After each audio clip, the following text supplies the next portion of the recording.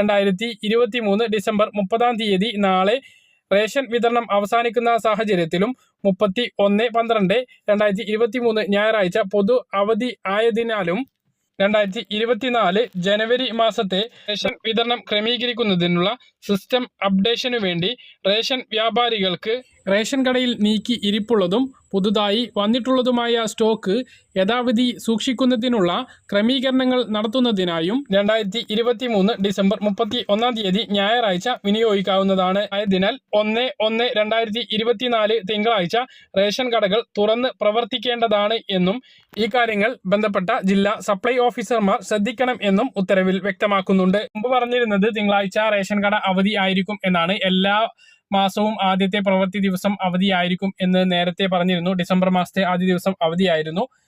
തിങ്കളാഴ്ച അവധിയാകും എന്നാണ് പ്രതീക്ഷിച്ചിരുന്നത്. പക്ഷേ സർക്കാരിന്റെ ഉത്തരവ് ഇപ്പോൾ വന്നിട്ടുള്ളത് സിവിൽ സപ്ലൈ